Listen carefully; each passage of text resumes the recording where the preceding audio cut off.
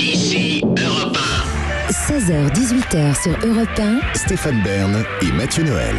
Historiquement vôtre. Tous les jours des 16h, historiquement vôtre vous raconte l'histoire sans se la raconter. Elle nous raconte des histoires par le menu. C'est Clémentine Portier-Kaltenbach. Aujourd'hui, Clémentine, sacré menu. Direction Cambridge, où Darwin a imaginé le club des gloutons. Son but, simple et basique, goûter tout ce qui pouvait se manger.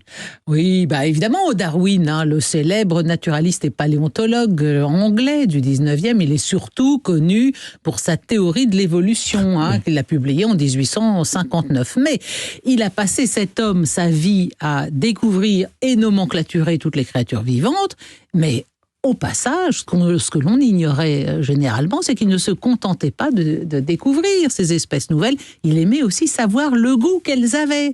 Donc tout au long de sa vie, tout au long de ses voyages, il a goûté tout ce qu'il a découvert, c'est-à-dire des dizaines et des dizaines d'animaux différents. Et en effet, vous le disiez Stéphane, cette curiosité, ce goût pour les animaux rares lui est venu quand il était à Cambridge, et avec ses copains, ils ont créé ce fameux Glutton Club, le club des gloutons, qui se réunissait une fois par semaine. Et l'objet social du club, c'était devoir consommer des oiseaux et des bêtes qui étaient jusqu'alors inconnus du palais humain. Bon, qu'est-ce qu'on peut se procurer quand on est étudiant à Cambridge ? Il n'y a pas des pigeons. Voilà, tout à fait. Ça a été en priorité des oiseaux. Ils ont goûté quand même du faucon, ils ont goûté un héron, ils ont certainement goûté des pigeons. Et puis, au bout d'un moment, ils goûtent un hibou brun. Là, le hibou, ça a sonné le glas du Glutton Club parce que le hibou était tellement immonde, Darwin dit indescribable, que les membres du club ont été légèrement refroidis et le club, là, le club a déchanté, il a fermé ses portes. Voilà, c'est ça, le Glutton Club. Ah oui. Et mais c'est pas bon, le hibou. Apparemment, c'était immonde. C'était immonde. Écoutez, moi, je goûterai jamais, vous non plus. Je pense que de toute façon, c'est une espèce protégée. À moins que vous en ayez un dans le grenier à Tiron-Gardet, vous pouvez aller à la chasse au hibou. Donc, lui, il a quand même continué ses expériences gustatives toute seule. À ses débuts de naturaliste, il collectionnait les scarabées. Donc, il goûtait tous les scarabées qu'il collectionnait. Et puis, quand il s'est lancé dans son tour du monde à bord du HMS Beagle pour un périple qui va durer 5 ans, entre 1831 et 1836, vous imaginez que là, ces expériences culinaires, gustatives, vont se faire à un tout autre niveau, parce qu'il a le monde entier à portée de main. Alors, au cours de son voyage, il mange du puma. Le puma qu'il décrit d'un goût remarquablement semblable au veau. Il essaye l'iguane, très proche du poulet. C'est bon, ça. Oui, je crois que j'ai souvent entendu dire que en effet, les grands lézards, comme ça sentait le poulet. Le tatou. La tortue géante des Galapagos, alors la tortue, c'est presque un classique. On pense irrésistiblement à la soupe à la tortue du festin de Babette, mais lui ne va pas se contenter de goûter la chair de tortue accommodée de façon assez différente. Il va l'essayer un peu dans toutes ses modalités. Sans doute la tortue mironton ou la tortue façon blanquette. Bon, mais il déguste aussi un bol plein d'urine de tortue qu'il décrit comme limpide et légèrement amer. Il en connaissait un rayon. Voilà quelqu'un qui aurait cartonné dans Koh-Lanta, lui, le ver géant, ça lui aurait pas fait peur, Darwin. En Argentine, il a également dégusté du nandou. Le nandou, c'est une version sud-américaine de l'autruche. Il essayait d'attraper un nandou depuis des mois sans y arriver. Et un soir, son équipe lui en sert à dîner pour lui faire la surprise. Voyez, chef, vous êtes en train de manger du nandou. Il est pris de panique. Et quand il réalise que c'est cet animal après lequel il court depuis des mois, donc il dit, tout le monde s'arrête là, on s'arrête de manger, on récupère les os, les plumes, la peau, les gésiers. On met tout ça de côté pour l'envoyer en Angleterre.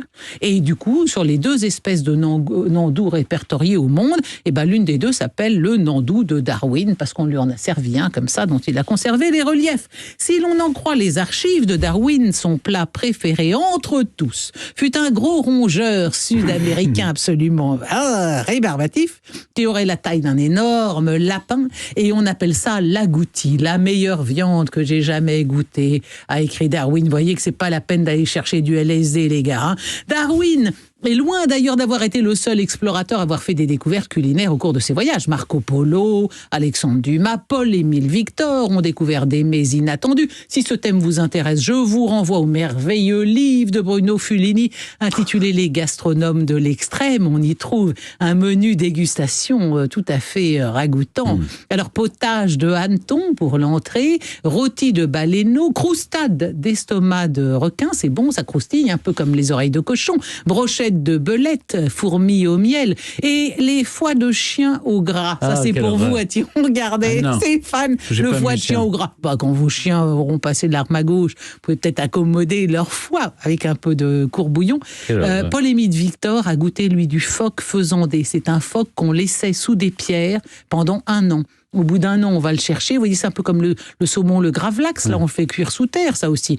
Et encore papillon roussi à l'ail, filet de manchot impérial, ragoût de ventre de chameau ou sorbet au sang de renne. Ah oui, tout ça, je vous le concède, n'est pas très appétissant, mais enfin, c'est plutôt joyeux. Et sur ce, messieurs, comme le disait Victor Hugo, bon appétit, messieurs, aux ministres intègres. J'ai juste une question, Clémentine.